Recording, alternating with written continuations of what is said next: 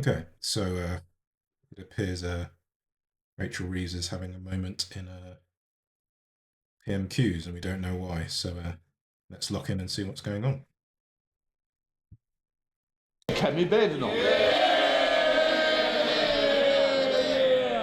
Mr. Speaker, can I first of all take this opportunity to congratulate the member for Rochdale for being the toady of the week? What does toady mean? Like, it's just like, there's the thing about PMQs. It's always like you're in the playground. I just remember like being at school where somebody would say stuff and it'd be like, "Oh, your mum," and everyone would be like, "Oh," and it's just like, what is this? Like, I mean, they're all in suits. You know, how old are these people? And you know, it's just the immaturity is ridiculous. Anyway, helping the Prime Minister. We all know. but she's so pleased with herself as well. Like, I mean, she always has that sense of smugness. That's one thing I've noticed about Badenoch. I guess you can be smug if you've achieved what she's achieved, I suppose, objectively. But yeah, if it was for that comment, yeah, it didn't land with me anyway.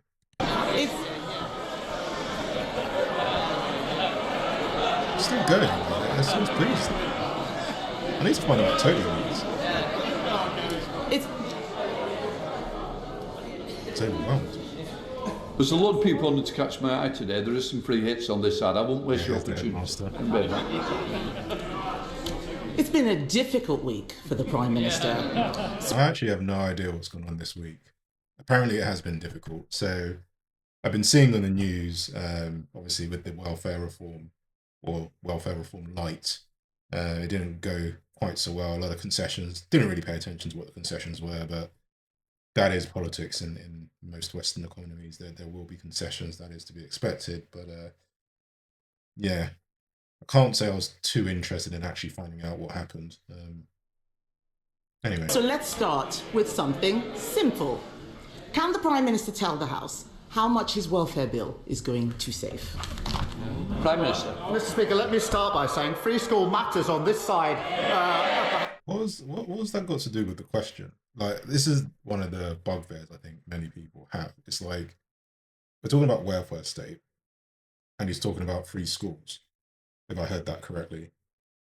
So let's see where this goes. But it'd be nice sometimes if questions were answered in PMQs, you know.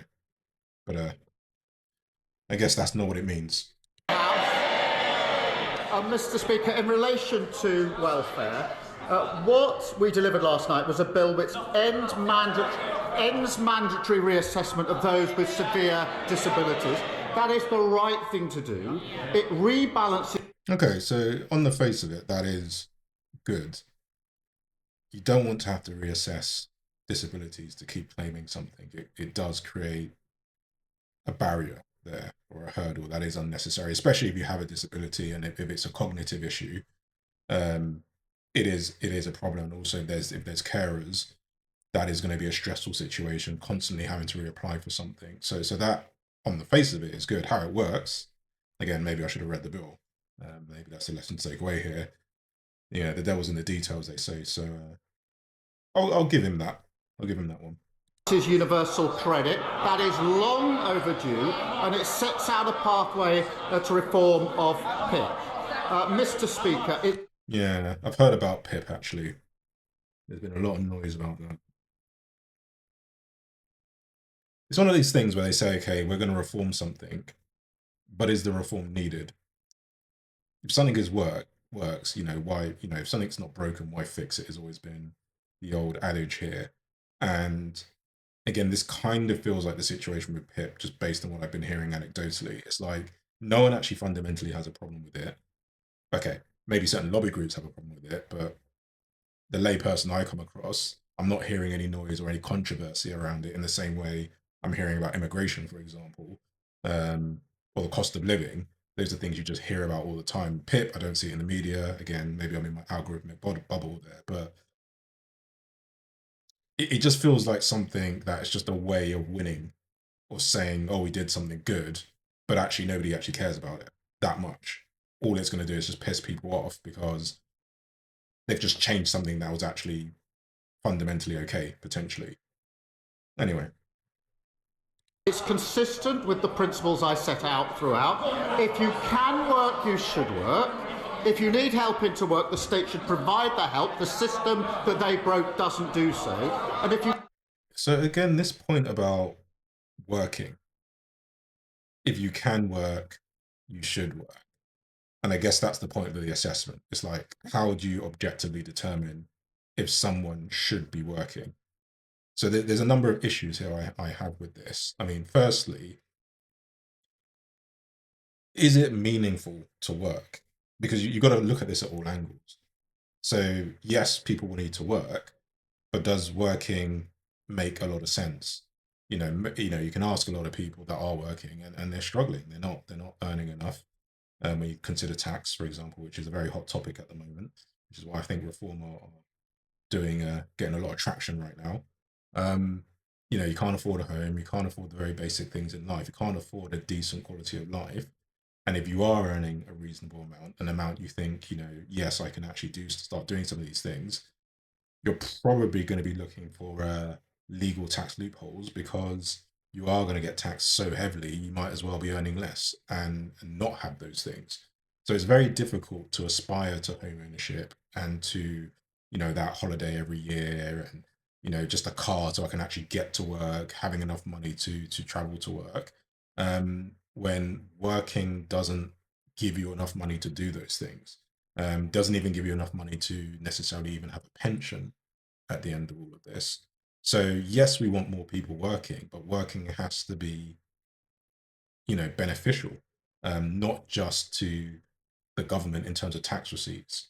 So if you don't incentivize work, then all of this reform to me is kind of half solving the issue.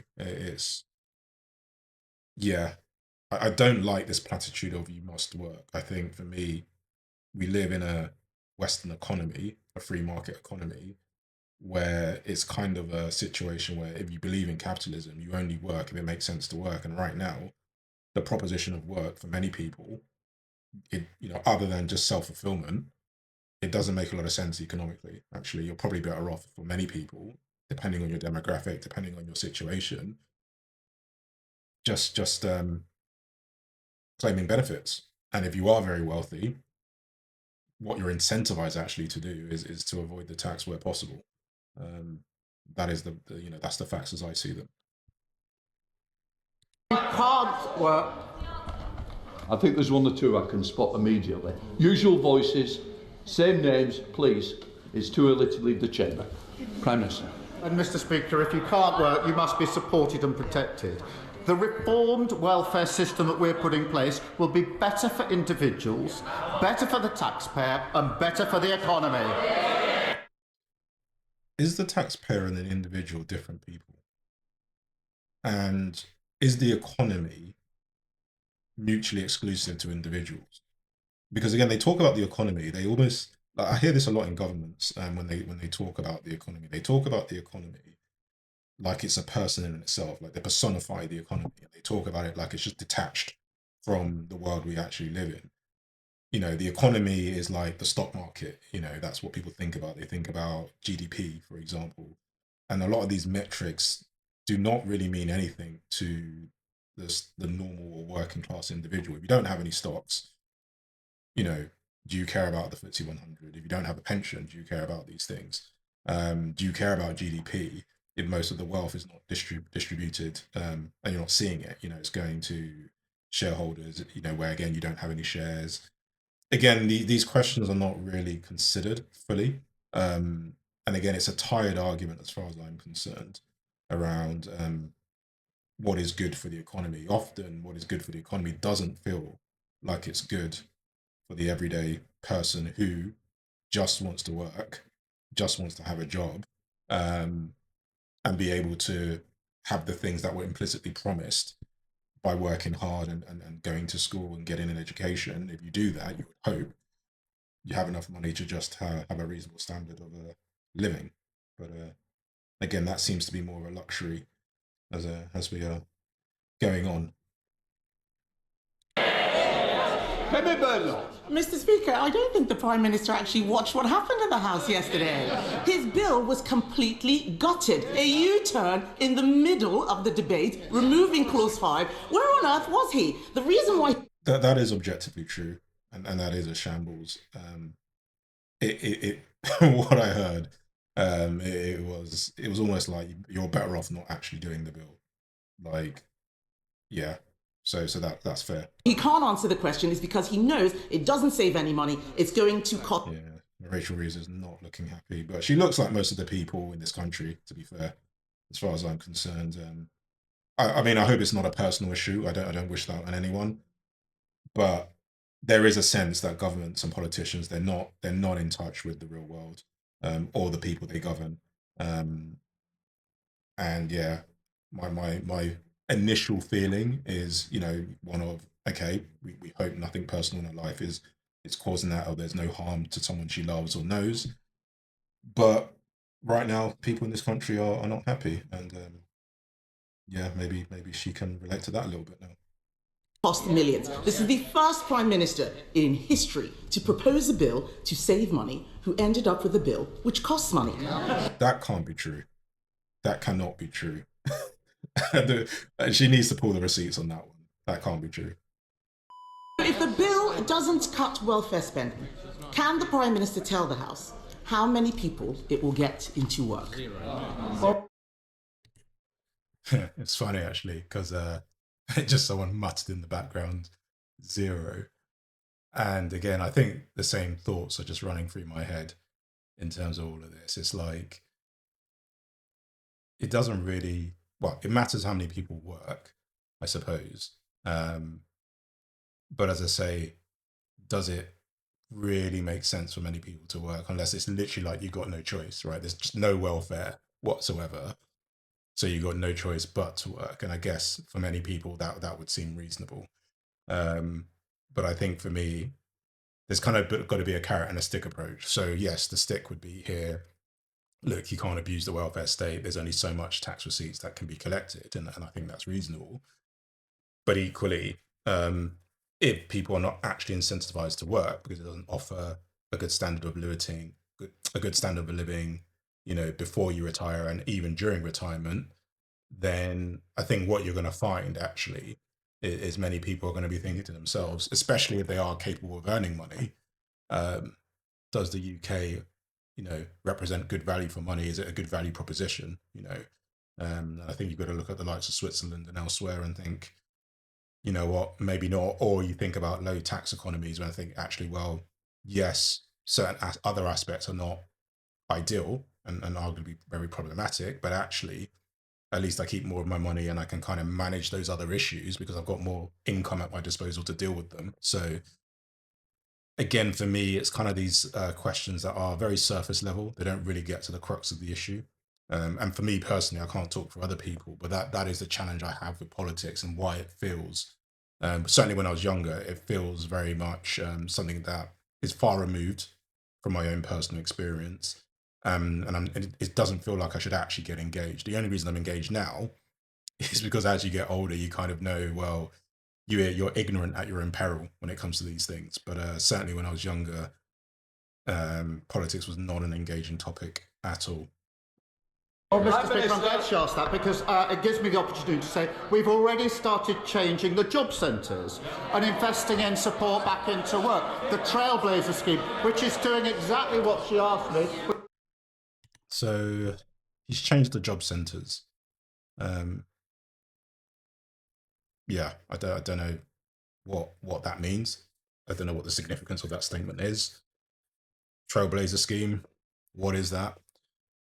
I'm sure the material's out there, but again, it's taken for granted that either we know what these things mean or we implicitly trust politicians to tell the truth. And what they tell you is a version of, I guess, a truth. It's a subjective truth. So a change in itself is not necessarily a good or a bad thing. It's just a statement of something. So without context, and maybe this isn't the place for that context, it's not a meaningful statement. But I mean, these guys know that the electorate are watching these things as I am. And again, it would be good to understand what he means by change, or actually just state the change, state the positive change, rather than saying it changed, because to me it's a non-statement. Which is getting people back into work. The bill last night will help people back into work, and of course the Timms review is ongoing. But I tell you what won't help people back into work, won't help control the costs, and that is voting to keep the broken system. And that is what they did last night. Everybody in this house accepts that the current system is broken. It invites the question, who broke it? They broke it. And last night, they voted for the status quo. The broken system is their policy. That won't help individuals, taxpayer, and it certainly won't help the economy. So again, that's an interesting positioning, and it makes sense in the context of this debate. But rejecting something doesn't mean you're accepting the thing it's replacing. It's misleading in that regard, as far as I'm concerned. If you've got something that's basically a pile of shit, and you're replacing it with a stinkier pile of shit, by rejecting the stinkier pile of shit, you're not implicitly accepting the pile of shit, right? The challenge, as would be for many people, including myself, and which is where the opposition should be stepping up, which they never really do, is what is the alternative? So if we're not hearing an alternative from the opposition, then that strengthens the Prime Minister's position, as far as I'm concerned. But I think for me, again, it comes back to my original point around how I feel about politics and how disengaged I can be sometimes from it. We're not interested in point scoring here. We're not interested in making people look silly. I know this is a reaction to the Chancellor crying, which I find interesting, to say the least. But really, in all seriousness, what we want when we talk about accountability is present an alternative. And again, I hate to say it, I like to be neutral, but objectively speaking, when you look at the far right and even the far left, they are presenting an alternative. Now, whether you agree with that is up to debate, right? But it can feel refreshing when you keep getting this kind of vanilla type politics, vanilla type policies, very safe, very central. Nobody's coming up with anything innovative, nothing fresh, nothing exciting. And it's just kind of more of the same, unfortunately. That's kind of how I personally feel when I see a lot of this stuff. Mr. Speaker, I'll tell him what we did on welfare. Yes, they can laugh. While they're laughing, they don't know. My party delivered the biggest reform of welfare in government. We got record numbers of people into work, including millions of disabled people, and we cut the deficit every year until COVID. The fact is, we're not scared of doing difficult things on this. Okay, again, this is interesting. Like the point she raised about cutting the deficit. I suppose that's good, but how have you cut the deficit? If you've cut it by basically destroying the welfare state, then is that the right way to address a deficit? And I know Labour have talked about growing the UK, going back to the economy point, and investment and investing our way out of a recession, or preventing a recession by investing. But again, what does that mean?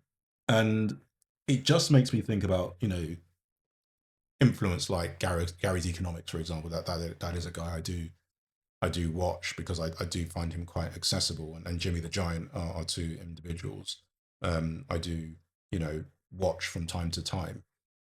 And again, when they talk about the transfer of wealth, the transfer of capital, where does this money go? So we get ourselves in debt.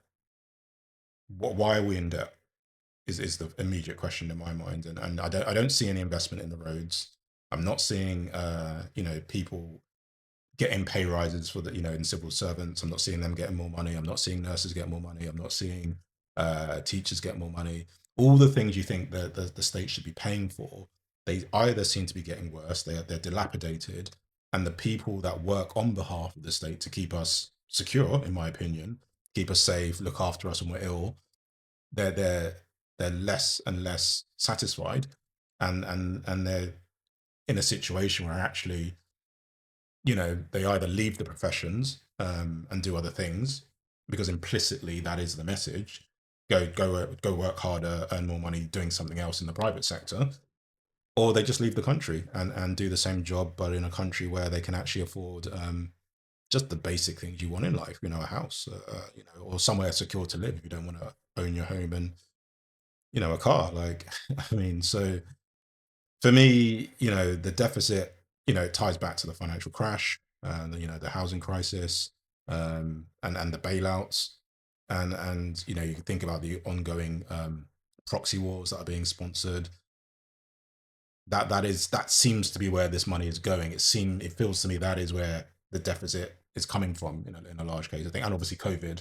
But again, a lot of the COVID money went to a lot of the mates and the, you know, the people that were linked to the Conservatives. So again, it's like, yeah, you're repairing something, but it's something you caused, and it didn't benefit the state. It benefited an exclusive group of individuals. So again, that to me feels like a very disingenuous statement by Badenoch there. On this side of the house, we got people back into work. What he forgets is that since the election, since he became Prime Minister, an additional 1,000 people a day are signing on to incapacity benefits. That is 50% more than under us. 50. So again, this is something you just need to be careful about. Correlation is not causation. So even if we take that on face value as being true, clearly the root cause of that will be well before any election result. So tying what is going on with the economy to a relatively short term. So you have to remember that governments, you know, on average, their lifetime in power is a lot shorter than economic cycles, typically. So it's very difficult to pinpoint what is causing certain issues. You know, it could be a macro issue, it could be a micro issue, so to speak. So when people make these statements, I think you just need to be very, very careful and very cynical, actually, without doing your own research about how much reliance you can place on that. That could have easily have been caused by things that the Conservative did. It could have easily been caused by actually what Labour did in previous governments before the Conservatives came in. We don't really know. And often, many of these things are cross-party initiatives. So again, the fact we're having this debate about this, you know, the shambles of the welfare bill, partly the reason for that is because of, you know, opposition from Conservatives and other members of Parliament. So again, this is another problem I have with politics in general. There's a lot of criticism around previous, you know, pieces of legislation, previous policies, but often a significant number of cross-party members have actually supported those things, or they don't redact these laws. So when they come in, they criticize something, but then they don't redact it when they come in. So again, it comes back to that, you know, position I have around accountability. If you don't like what the previous governments have done, you should be doing something about that. And arguably the American system is quite interesting in that regard, because executive powers allow them to do this, but the flip side of that is you get a lot of instability, as we're seeing. So, you know, it swings and roundabouts. You know, there's no such thing as perfect, but again, I think context is always important when observing some of these things and taking in what people are saying. 50% more than under us.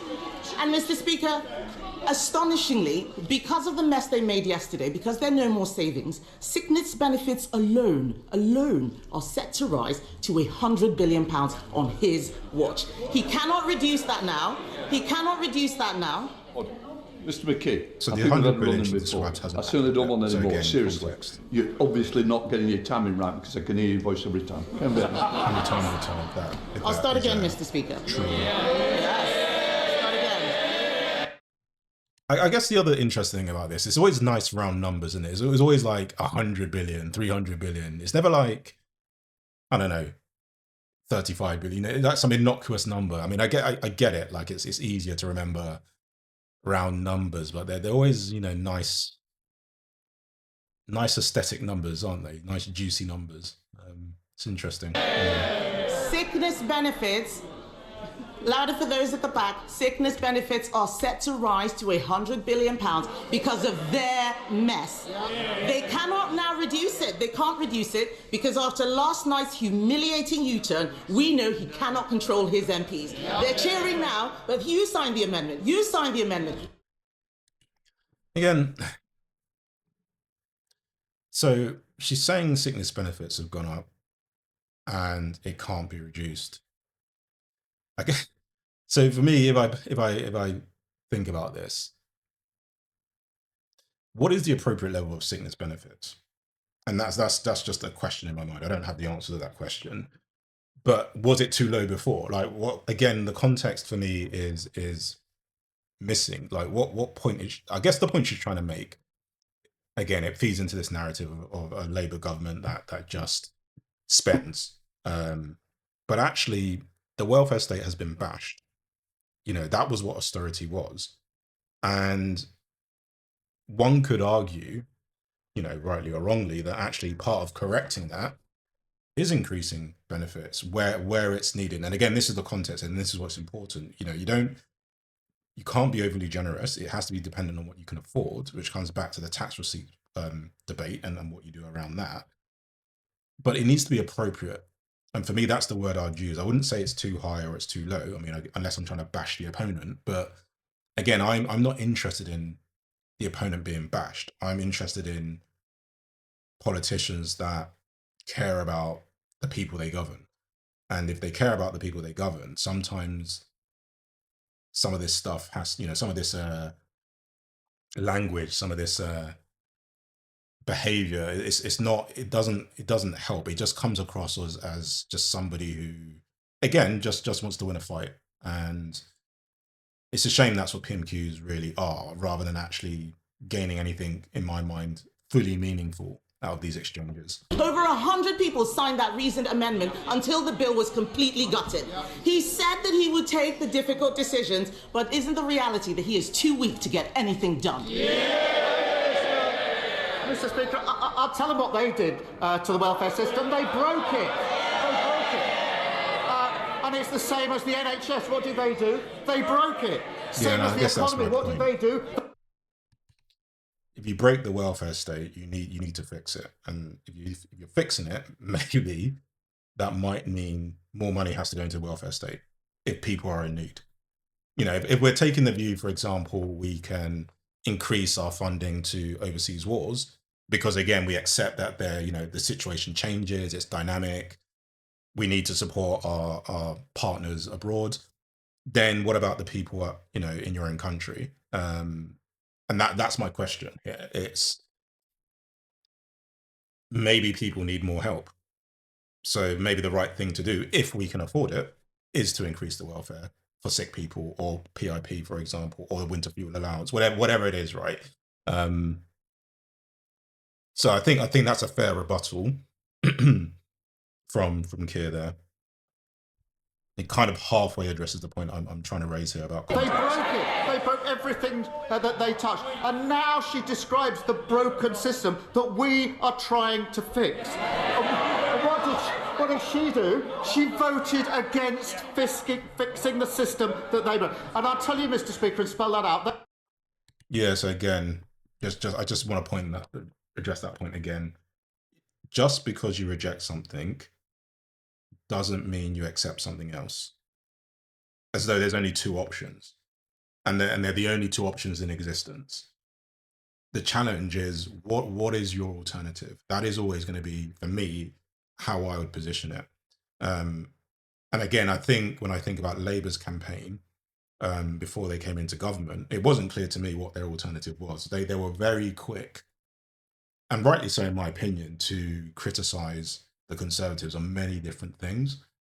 But we're only now actually finding out what their position is on things, because they're now in government and they're now doing things.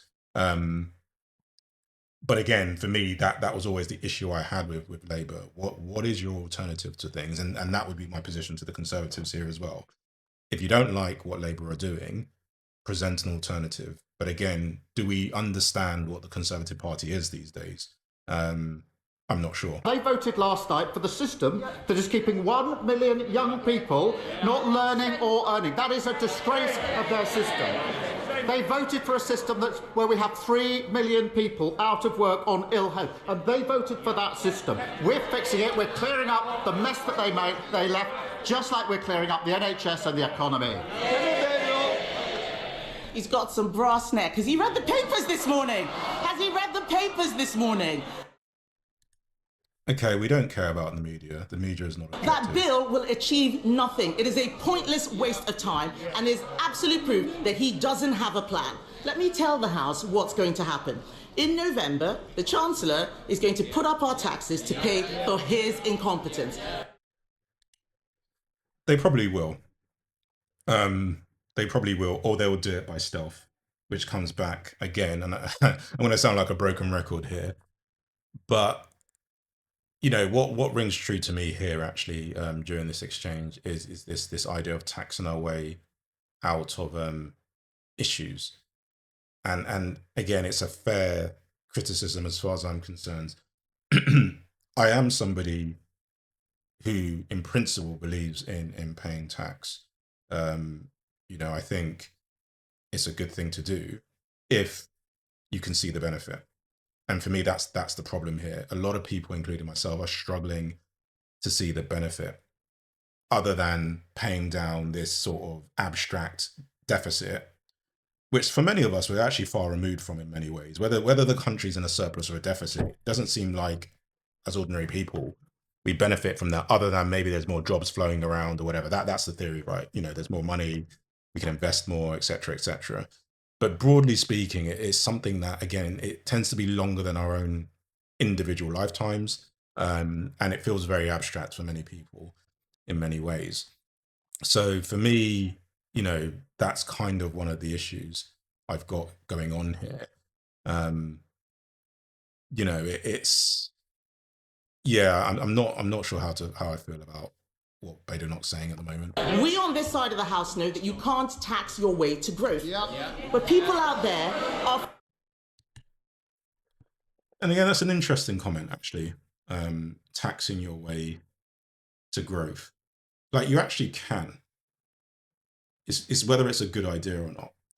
Because ultimately, investment, broadly speaking, comes from taxpayers. So whatever money the government has is coming from taxpayers, whether they're corporate taxpayers, whether they're wealthy individuals, or whether it's, you know, working individuals, right? And that is the money they're using to repay any borrowing they're doing. It's the money they're using for capital expenditure, you know, infrastructure expenditure, as well as day-to-day things, as well as maintain. Like, so ultimately, whatever money is needed, you have to tax people to get it.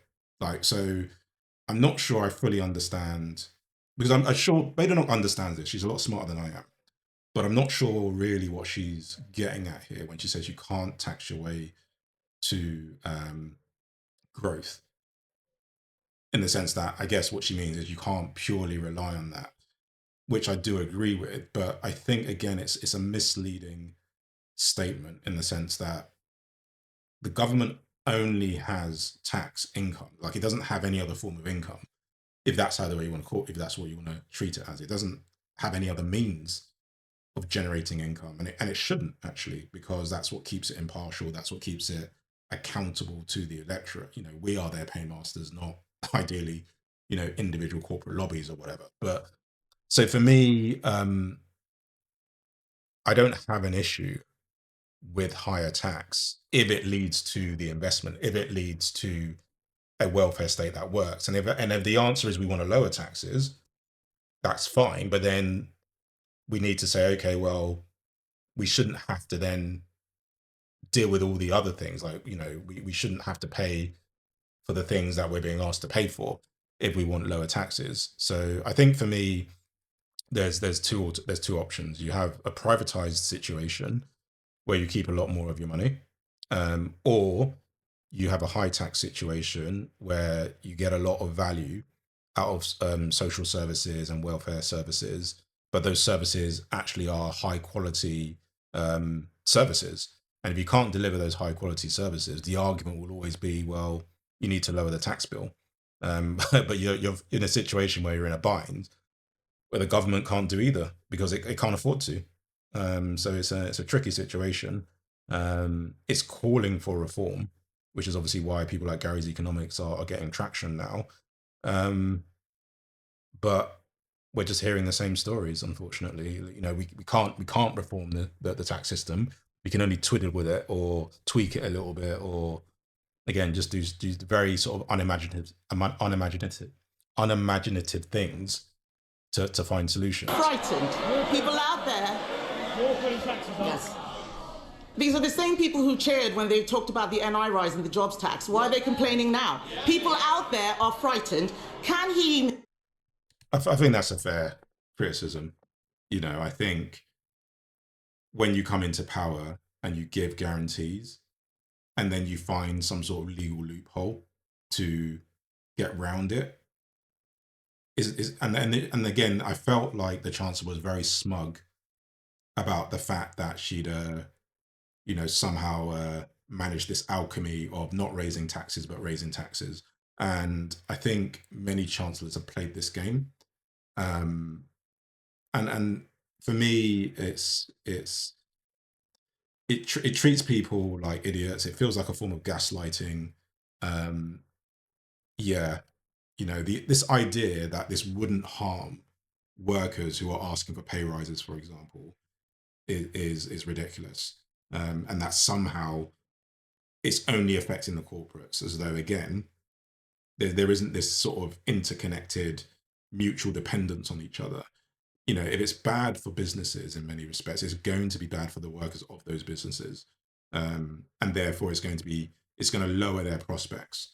So for me, you know, it was a very, very disingenuous play by the Chancellor, and I think that's a fair criticism from Baden. Mr. Speaker, can he reassure them by ruling out tax rises in the autumn budget? Prime Minister. Mr. Speaker, she knows that no Prime Minister Why was Diana Abbott standing up there? or Chancellor ever stands at the dispatch box and writes budgets in the future. That isn't what they... Okay, that really triggers me. Like, no one's asking you to write policy, like, or a budget. That's not what she asked. And again, throughout the campaigning that Labour did before they came into power, nobody was asking them to write policy. But this sort of like, almost like, you know, just this boilerplate response of, I'm not answering the question. I refuse to answer that question. You know, for me, it's a cop-out. It's just a massive cop-out. And we understand why they do it. You know, it is the smart play. Like, you don't want to put yourself in a bind, right? You don't want to fall for these traps.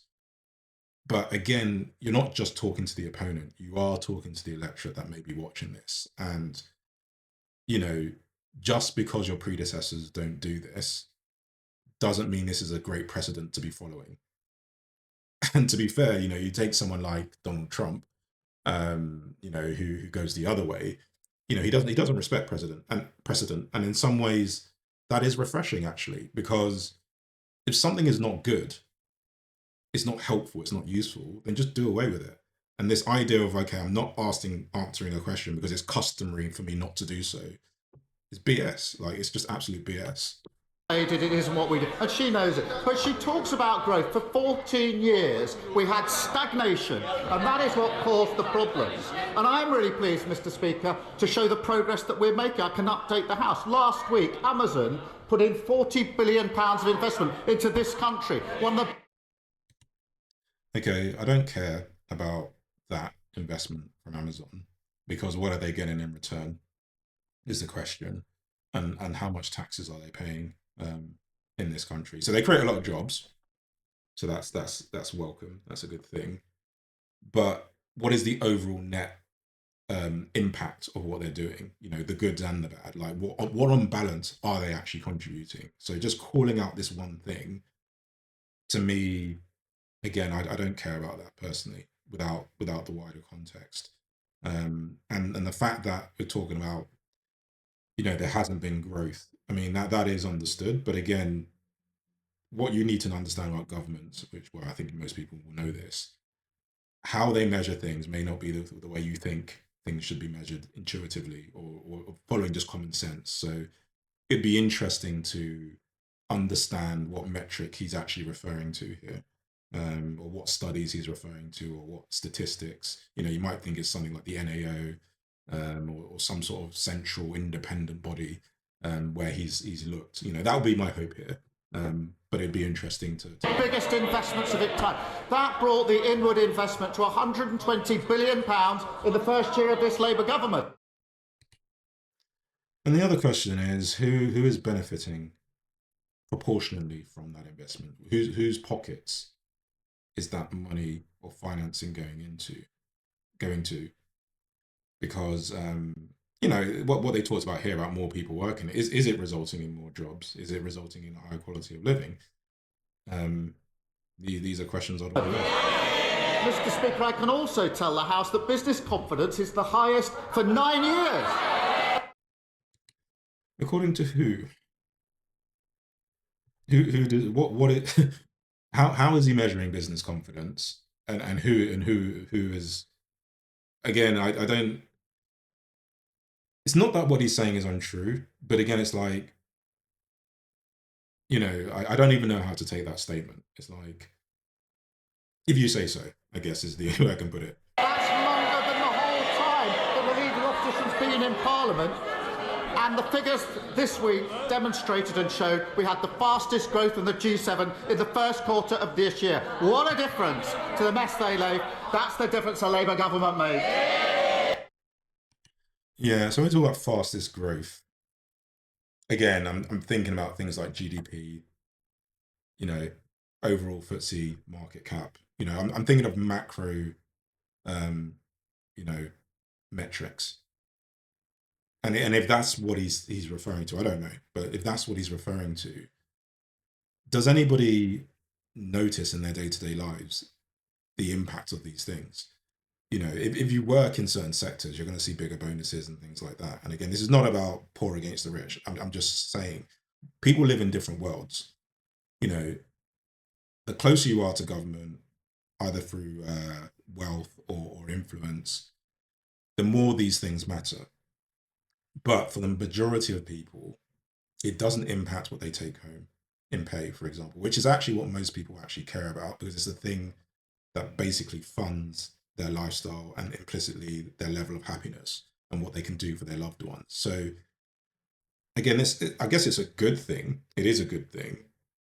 But in another way, it's like, how many people actually feel the impact of that? It would be what I wonder. Like, it impacts me in a number of different ways. And also I can connect the dots well enough, so to speak. But again, my sense is for many, certainly very young people, I'm not convinced any of these things really matter to them in a meaningful way or in a practical way. Mr. Speaker, he talks about jobs. Unemployment has risen every month since Labour took office. Has he spoken to Nissan, by the way, and looked at what's happening there? This man has forgotten that his welfare bill was there to plug a black hole created by the Chancellor. Instead, they're creating new ones. She looks... Mr. Speaker, she's pointing at me. She looks absolutely miserable. Labour MPs... I think that's fair. I think that's fair. Like, I know some people might think that's very insensitive, but it's not for us to know what the issue is. Like I said, my hope is that, she's not going through something traumatic or personal, but she knows where she is. She knows what she's signed up for. And if you're there, within reason, you're fair game. And she hasn't been too harsh at the moment. I mean, I don't know what's coming next, but simply saying you look miserable she does look miserable, right? It's objectively true. So yeah, I think within the context of what's happening here and the sort of the sentiment around this circus, as far as I'm concerned, I think that's fair. Yeah, she looks absolutely miserable. Labour MPs They can She doesn't point lose as me much now, as to they be can fair. point as much as She's they fine like. now. The fact is, Labour MPs are going on the record saying that the Chancellor is toast, and the reality is that she is a human shield for his incompetence. In January. Like, I'm not a fan of the Chancellor at all. Like, I really am not a fan whatsoever. But I think it's too early to be fair to her. Like, I think it's too soon. I don't know what the alternative would be. Again, considering we don't even really know what Labour stands for, if we're being honest. So, but I think for me, as much as I personally am not a fan, I don't think she's done enough to suggest she's truly incompetent. I would say personally, she's shown enough to show she's out of touch. But show me a politician on the front bench that isn't out of touch, right? So I'm not going to hang her. I'm not going to hold her to a different standard. As far as I'm concerned, many of these people are a waste of time. They don't offer a lot. She falls into that category, but again, for me, it's not enough to say, toss her aside just yet. But In January, he said that she would be in post till the next election. Will she really? Prime Minister, she certainly won't. Mr. Speaker, I have to say. I kind of agree with him. I think the Conservative need to think about a new leader. Like, it's I've got to be real here on this one. She doesn't. She doesn't. Okay, if you think about Boris Johnson, for example, love him or loathe him, people believe in him, people buy into him, people will follow him. It's the same with Trump. It's the same to a certain degree with Farage. Like, they have that charisma, they have a likability to a large enough group of people. Does anyone feel any personal connection to Badenoch? Like, again, she's another one that comes across as out of touch. She comes across as very elitist. She seems to, again, I'm going to say it, she seems to forget her roots in many ways. And I think for me, it's a shame, really, because she kind of has no one that kind of has her back in that regard. So for me, I think here, so the Prime Minister, I should say, I think that is a reasonable statement. However, he's deflecting. So we need to get on to I always cheered up when she asked me questions or responds to a statement, because she always makes a complete mess of it and shows just how unserious and irrelevant they are. But she talks about the black hole. They left a £22 billion black hole in our economy, and we're clearing it up. And I'm really proud. I think, unfortunately, she walked into that with the terminology. Because whether that's true or not, that was always Labour's position. There was an economic black hole with the policy the Conservatives had agreed. So it was part of their strapline, and she's using their strapline to create Yeah, I think she kind of walked into that one, unfortunately. I'm really proud, Mr. Speaker, that in the first year of a Labour government we got free school meals, breakfast clubs, childcare. I mean, free school meals. I mean, great. I mean, okay. It's good, but do you go into politics? Is that your ambition when you go into politics? Where's the blue sky thinking? Like, does that deal with the root cause of, economic inequality, for example? Like, why? Like, it's a sticky plaster solution, and you're patting yourself on the back for it. And again, for me, I'm not inspired. That's what We've got £15 billion invested in transport in the North and the Midlands. We're cutting regulation, planning and infrastructure is pounding forward, building 1.5 million homes, the biggest investment in social and affordable housing. Okay, building more homes. Let's talk about that. That's good, but again, it comes back to the point I'd make about work. Are the homes affordable? Now, I know they're going to say there's housing schemes. There's a certain proportion that is, allocated to, help to buy, or whatever you want to call it. And obviously, you've got the lifetime ISAs and things like that. But there's a massive housing bubble, objectively speaking. Houses in this country are overvalued in many, depending on how you view it. Right, they're not overvalued in the sense of they are what they're worth, and it's a diminishing resource. But to me, it's like just building more houses, but no one can afford them, and the people that are buying them already have a house. Like, again, what have you achieved, right? Houses are commodities now. They're not a place, unfortunately, where people can think they're going to live. So building more commodities to be consumed by those that can buy them all. Okay, great. I don't know. Again, it's something that should be good, but the cynic in me has to see the sort of the shadow or the dark side of what is being said here. Housing. And of course, Mr. Speaker, the 3 trade deals. Remember the ones that they... Okay, the free trade deals. They're not great deals, objectively speaking. Certainly not the one with America. They are not great deals. They do not objectively cover the losses, for want of a better word, of the loss of trade with the EU. So again, the fact that a trade deal is done, one could argue is a good thing, but actually, were they good deals?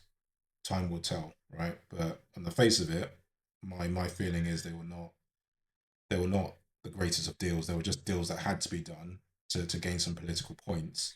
And that's what this is really about, just positioning it as though they're doing a good job, rather than doing something that actually delivers on the things we need to drive this economy forward. So, yeah. couldn't get, including the US trade deal. On Monday, those tariffs came down. That secured the jobs at JLR. That's who we're care about on this side of the house. Hey, I'm Excel, and I'm Excel with data rails. You know, finance teams love me. I'm pretty much their best friend. We do love Excel. How awful for the Chancellor that he couldn't confirm that she would stay in place. And that's a fair rebuttal. He said a lot of things, but he didn't answer the question. So that's fine. He talks about this year in office. This week marks the first anniversary of Labour coming into office. And let's have it. Yes. The whips can't get them in the lobbies, but they can get them to cheer at the right time. Yeah. The fact is, his own MPs. That's a good one. That's actually a good one. That is actually, because again, it comes back to what I'm saying about the childishness of all of this. It's like, if you believed in that bill, if it was really the right thing to do, the welfare bill I'm talking about here, then where was the energy there to like get that over the line in its full form, right? But now we're making these silly jokes and everyone's, all these silly comments about, oh, we've been in power for a year, and now everybody's like gathering round and showing solidity and things like that. So for me, again, I like that on many levels. I think saying this government is, and I quote, incoherent and shambolic. That's Liverpool Wavertree. I would say that about many governments, which again, this is why the far right and the far left look appealing. That. I could go on and on. But the fact is, it's been mistake after mistake after mistake. There is no plan to get people into work. There is no plan to cut the welfare budget. There is no strategy. There is just a series of humiliating U-turns like winter fuel, like grooming gangs. I kind of agree with her, actually, in the sense that it doesn't feel like there is a coherent picture as to what Labour is trying to achieve, right? So we know at an aspirational level what their position is, right? Or what it traditionally has been. And the way I interpret it is around social mobility, it's around fairness. I mean, many governments will say this, parties will say this in one way or another. It's just how they think it should be achieved. It's based on different ideologies. But all their policies just seem to be like a pick and mix of things. It's kind of like, let's try this, tinker here, let's do this, let's try and do that. And it's something that, Jimmy the Giant actually talked about, where he just talks about how Labour in particular, especially this Labour government under Keir Starmer, they're just very, very fucking sensible. Like, that's how I see them. They're just really, really boring and really, really sensible. And they won't really take too many risks. We saw this with the U-turn with the welfare. bill, which is what we're talking about now. Obviously, the non-dom rule, that felt really progressive in many ways, and then they kind of just backed down. They kind of just capitulated again, in my opinion. So I think I do relate to what she's saying here. Like, you know, whether that's factually accurate or not is a different thing, but I do resonate with what she's saying. Mr. Speaker, what's really shocking is that every other party in this House voted for even more welfare spending yesterday. Yes, those... Again, the context, right? Maybe that is the appropriate thing. I'm not going to say right, because, you know, right and wrong is, again, subjective.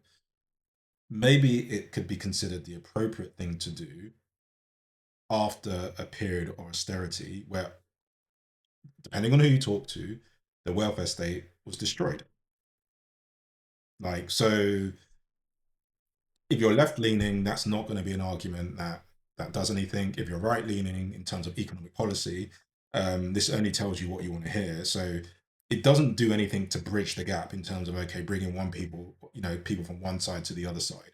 You know, my position has not changed based on that statement because I have no information to inform my position and maybe change it. And again, that is what you look for politicians. You want them to challenge your position and help you evolve and help you get to the right place. And again, it's very easy for me actually watching a lot of this stuff to just be like, you know what, I reject that, not interested in that, don't buy it. And that's a shame, right?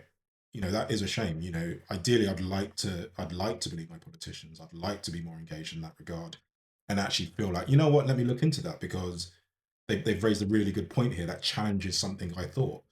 But again, at the moment, I'm not feeling personally that way. I don't feel this way about what I'm seeing here, about these politicians.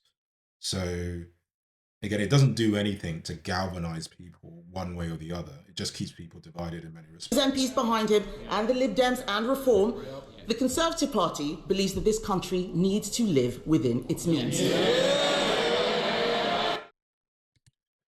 What does that mean? People need to live within their means. Is that what she said? Let me go back. No plan to cut the welfare budget. There is no strategy. There is just a series of humiliating U-turns like winter fuel, like grooming gangs. Mr. Speaker, what's really shocking is that every other party in this House voted for even more welfare spending yesterday. Yes, those MPs behind him and the Lib Dems and Reform, the Conservative Party believes that this country needs to live within its means.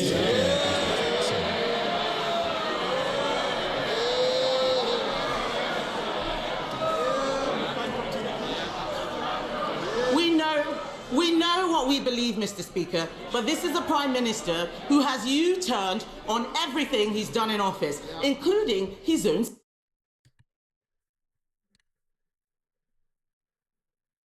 speeches, because he doesn't know what he believes. With left... I agree. I think he does know, but based on what they say and their policy, well, the absence of a position, I think that's an accurate assessment of how he's being perceived. Swing Labour MPs now running the government. Isn't it working people who will now pay the price? They always pay the price. Working people always pay the price because they're the people that can be taxed through the PAYE system. So they always pay the price. Mr. Speaker, this is why she always cheers me up. She talks about living within their means, having left a £22 billion Yeah, I think I missed that point again. Who are they talking about when they say living within their means? Because again, it makes it sound like whoever they're talking about, it's a self-inflicted issue.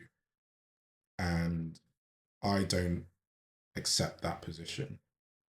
And again, there's no necessarily rationale behind that. But I think for me, if living within your means basically means you shouldn't aspire to a basic standard of living, right? Because this is the point, like a lot of people are getting themselves into debt or taking on a lot of debt simply to obtain security. So whether that's paying rent or going into a very bad mortgage deal just to secure home ownership, so that they could be sure that they have control or agency over the cost of living in their home, for example, and they don't have to worry about, okay, they get evicted and they got to change schools with their kids and stuff like that, or just having enough to eat. You hear in America, for example, a lot of people are financing their shopping bills. So yes, people are not living within their means, but are they victims or is it self-inflicted? That to me is the debate, right? And again, that is probably my personal frustration here. So again, I don't have any statistics to talk about these things as such, but again, I question a lot of what is going on here. And what I would say to anyone watching this is just be open-minded. Don't allow this characterization of people in one way or the other cloud your judgment about what's going on. Because as I say, for me, I think there's an element of both here. Some is self-inflicted, but a lot of people they're just victims. They're economic victims. Mr. Speaker, she talks about the first year. I'm really proud of our first year in government. We promised, Mr. You shouldn't be. You really shouldn't be. As I mentioned, very vanilla, very sensible, but not in a good way. Very boring. Haven't achieved a lot. A lot of uncertainty around things that a lot of working people benefit from. Obviously ICE has been the sort of boogeyman in the room at the moment. Maybe that's why she's crying here. I don't know. With the pension stuff, where again they're dictating how our pension pots are being used. Again, in principle, I'm not a fan for that, because for me, there's a reason why, unfortunately, UK stocks are not attractive, and they just don't offer the same level of returns as global stocks. And the answer isn't, well, just out of a sense of I don't know what to call it, to be honest, but just this idea that, it's unfair and British companies are being neglected somewhat. We need to force individuals to subsidize that. I don't think is right. I think if there's going to be that investment, it should be more direct, and it should be through taxpayer receipts, not our pension pots, for example, unless we choose and opt into it. But if you don't opt into it, you shouldn't be penalized. But what's happened here is that they've gone directly to the institutions who manage these funds, and are basically saying to them, you've got to sign up to this. So they've taken that agency from the individual, who may say to themselves, actually, you know what? I want to be free to put my money where I want to, even if I forego the tax benefits, for example. That agency should be there, in my opinion. Speaker, 2 million extra NHS appointments. We've delivered 4 million. Yeah, NHS appointments. So again, this 2 million NHS appointments, I'd be interested to know how many of those are overseas workers that have come in on a working permit or a working visa. Because this is, again, the point I'm making about, does it pay to work in this country anymore? And often what you're finding is that the issue they're having with the level of people coming into this country is basically to do a lot of jobs that people in this country are not willing to do, primarily because working conditions are so bad. So even if you take the level of pay, which I think is not enough, out of the debate, and I say it's not enough objectively just because it doesn't afford you the lifestyle that most of us would consider worth working for, we still need these jobs done. And the only people that are willing to do this, frankly, are people that just don't know any better. They're coming from a place where prospects are a lot lower, opportunities are a lot lower. So it does make sense to them, relatively speaking, to try their luck here and roll the dice here. But again, is that consistent with reducing net migration? Is it consistent with controlling borders when we think about Brexit? So again, it's all well and good talking about 2 million jobs and postings, or appointments, I think is the word he used. But what has that done? What impact is that having on net migration or net immigration, for example? Is that something you want to talk about? I don't know. A promise made and a promise delivered. We promised the biggest upgrade to workers' rights in a generation within the first 100 days. Promise made, promise delivered. Yeah, I'm not aware of what that promise was, and how it was delivered in terms of workers' rights. Yeah, I mean, they seemed pretty good when we were in the EU, and if what they've done is just, introduce laws that just copy the EU, I don't know. That's probably one I'll have to look at separately. I wasn't aware there was a need to. Well, it's always better to have more rights if you're a worker, I suppose. But I'm not sure what he's talking about there. Promise free breakfast clubs. That's a promise made and a promise delivered. Banning bonuses for water bosses who pollute our rivers. That's the mess they left. Okay, this banning of bonuses for water bosses that pollute our rivers. Again, this is another bugbear I have about executives and how they're attacked on a personal level. It's similar to what you see with sports personalities. What you'll notice when they talk about the rich is they'll never talk about tech billionaires. They will never talk about hedge fund managers. They will never talk about people that they are connected to and the industries they are in, right? What they will talk about are people that are removed politically from them, who they don't interact with, who they don't really understand. So the demographic of people that are sports athletes that make a lot of money, like footballers, they don't connect with that demographic. So that's one thing I say here. And then I'm just trying to remember what he said about. Let's go back. I'm just trying to remember what he said. Promise delivered. We promised the biggest upgrade to workers' rights in a generation within the first 100 days. Promise made, promise delivered. We promised free breakfast clubs. That's a promise made and a promise delivered. Banning bonuses for water. That was it. Banning bonuses for water bosses. So again, what you have to understand about water companies is that they're pseudo private businesses. They're not really private in the sense that there's no competition.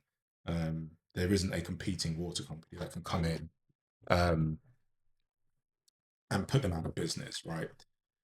But they are private in the sense that they are free to, in theory, decide how they operate, subject to certain requirements. One of them being not polluting the water, for example, and maintaining a quality or cleanliness of water.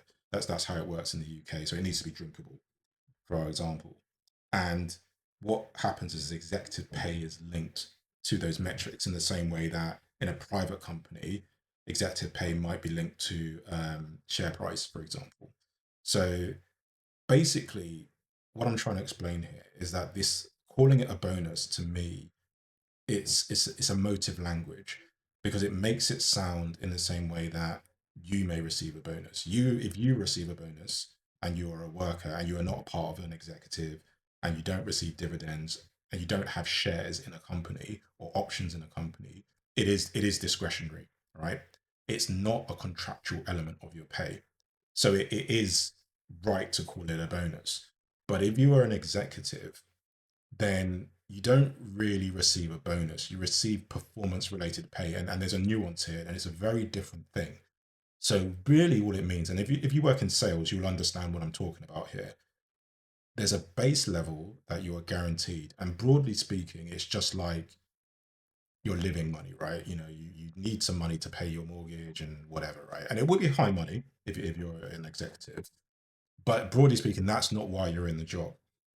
But then what's on top of that is a variable element, which is dependent or contingent on other aspects, whether that be the performance of the company, and in this case with the water companies, water quality, the level of leakage, the level of pollution, the level of customer satisfaction, whatever it may be.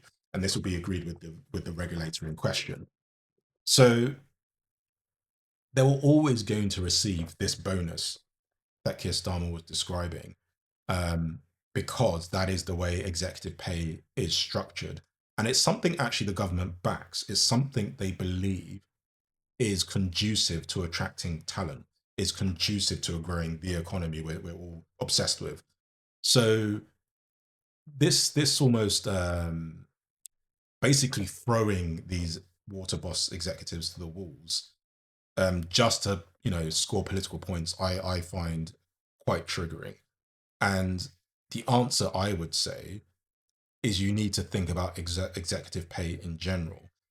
Is it right would be my question. If we're so unhappy with it, we think it's so unfair, then maybe look at how you structure executive pay, and whether it's even possible to do these things, and also how you report on executive pay. So again, if you are a genuine private company, and the money is there to be paid, my own view is, go for it, right? But I think if we have an issue with it for different reasons, in terms of wealth gaps or whatever, then just make companies more transparent. These are things the government can do.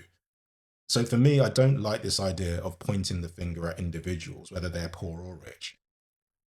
As a government, if you have an issue with it, do something about it. And they can do something about that. And simply just, slapping people on the wrist because they're the political hot potatoes right now, I think actually is very unfair, because a lot of this nonsense was happening before.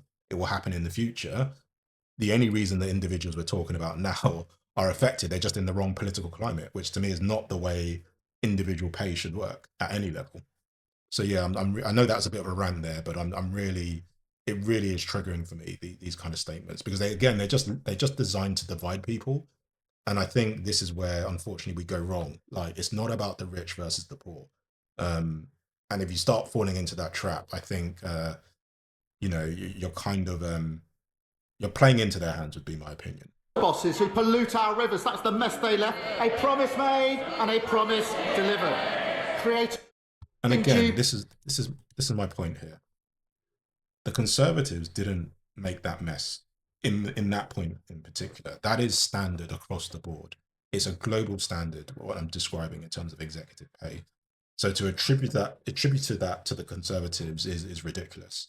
They are part of that. And when they leave government, I guarantee you their remuneration packages will look very similar to the ones that they're criticizing here. So again, that is ridiculous.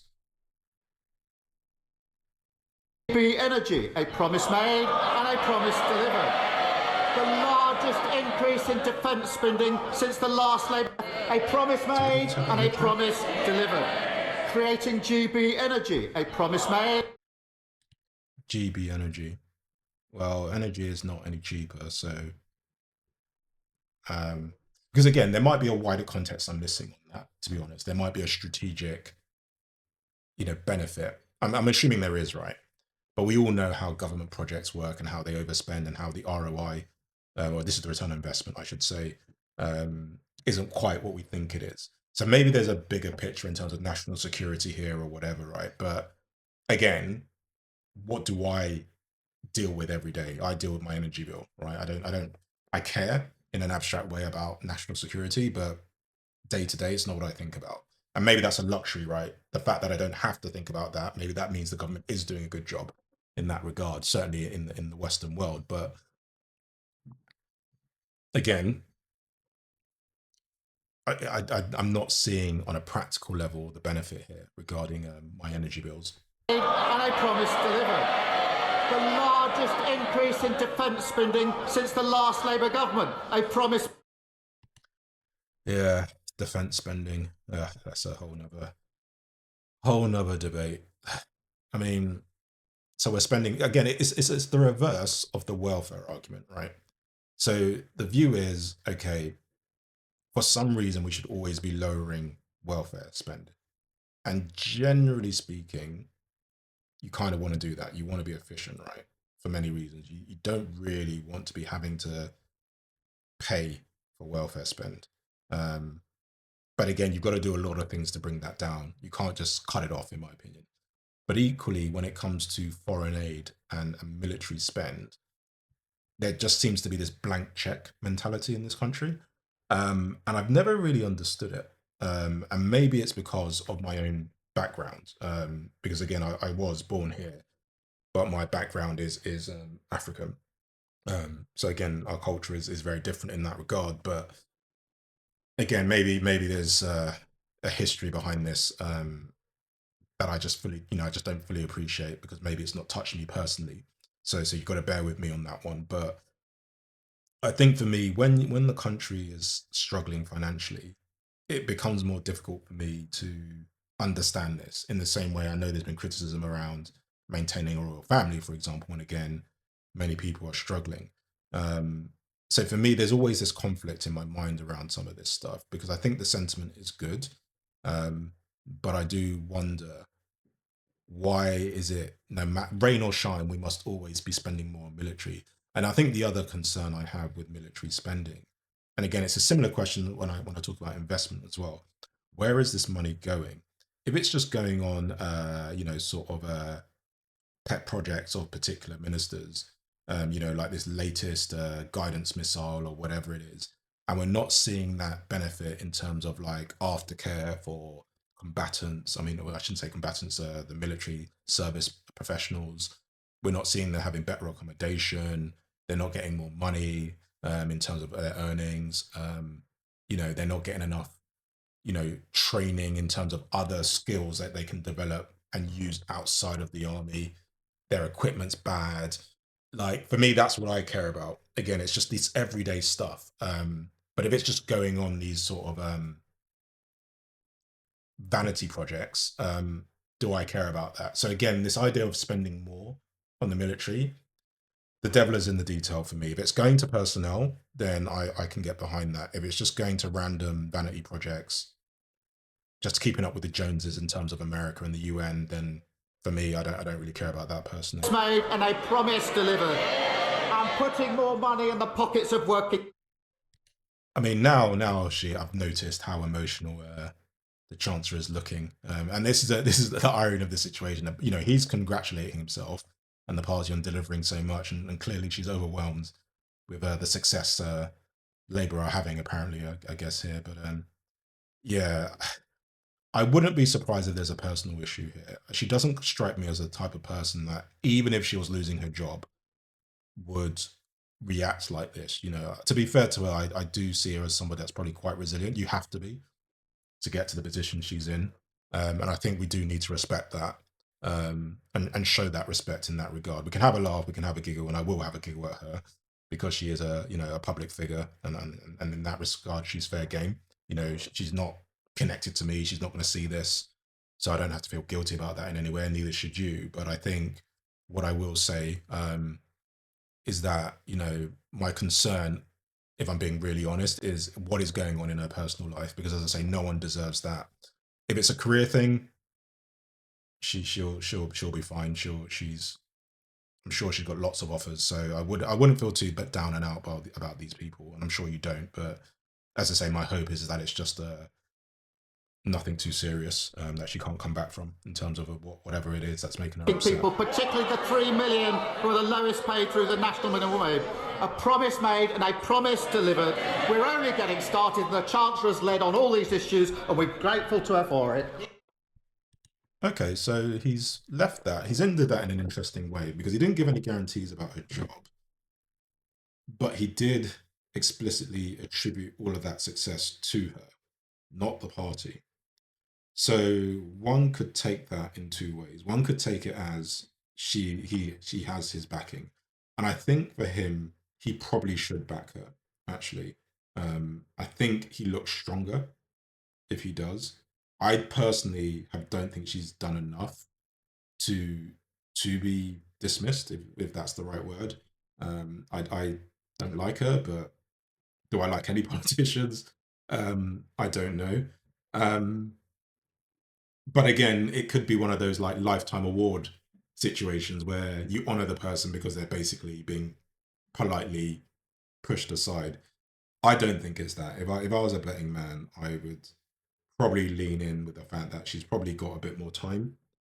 I think Keir Starmer is ruthless enough to do whatever he thinks he needs to do to stay in power. So if there's a whiff that her remaining in post harms his chances of re-election, she will go. I mean, I think, again, that's just standard in politics. But for now, I think it's more of an interesting storyline. It's not something we see every day. It's not nice to see. You don't want to see somebody, suffering in public, whoever they are. But as I say, she knows what she signed up for, and there are many, many people, because of those policies she's introduced, that are going to be looking just like she does. So I think that's something else we need to bear in mind as well. Anyway, I'm out. Peace.